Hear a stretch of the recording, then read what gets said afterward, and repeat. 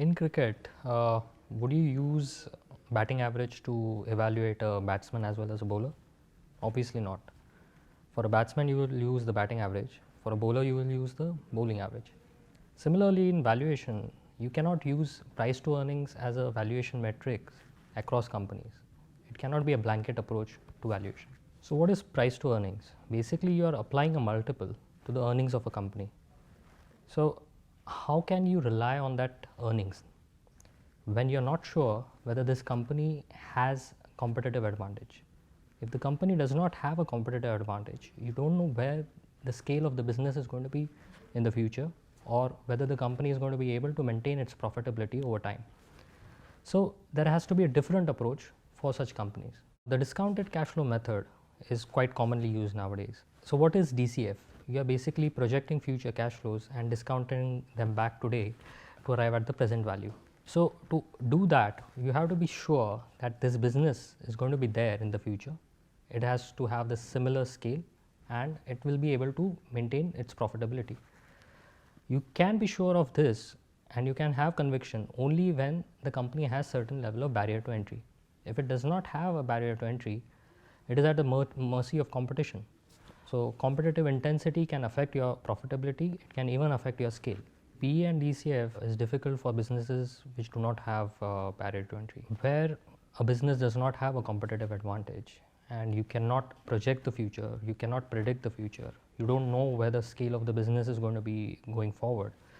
What you can rely on is something that the business owns today, that is the assets of the company. So you can value such businesses based on what is the cost of reconstructing that business today, or the cost of replacing the assets of these businesses today. The approach is called the replacement cost of assets. To calculate replacement cost of asset, first of all you require the capacity that the company owns and what would be the cost of setting up similar capacity today. Now if you don't have that information, it would be difficult to calculate the RCA.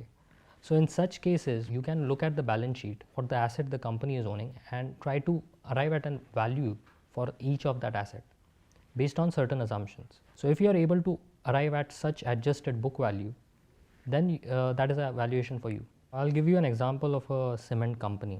Now, cement industry does not have any barrier to entry. In 2008, this company was having an EPS of around 17 rupees and it was quoting on an average around 11 times the earnings. Someone would say 11 times PE is not that expensive, but come 2011, the EPS went down to 8 rupees and the stock halved. Now, if you would have evaluated this slightly differently, it would have helped.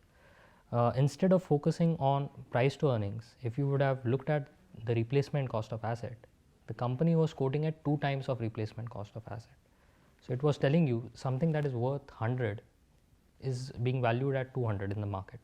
So it was clearly telling you that it is expensive. If you would have seen this, you could have avoided that mistake. We value businesses based on 2 buckets approach.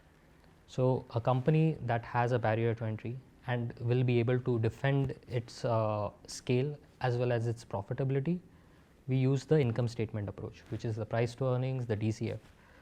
A company which would not be able to defend its turf and is open to competition will be using the replacement cost of assets and adjusted book value. That is the balance sheet approach. So we at Multi-Act try to focus on this 2 bucket approach to value companies.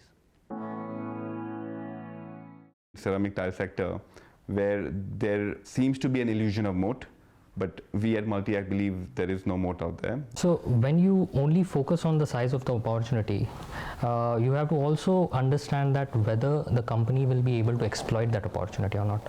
When a business does not have any barrier to entry, what you should look at is whether there is capital flowing into the industry or out of the industry.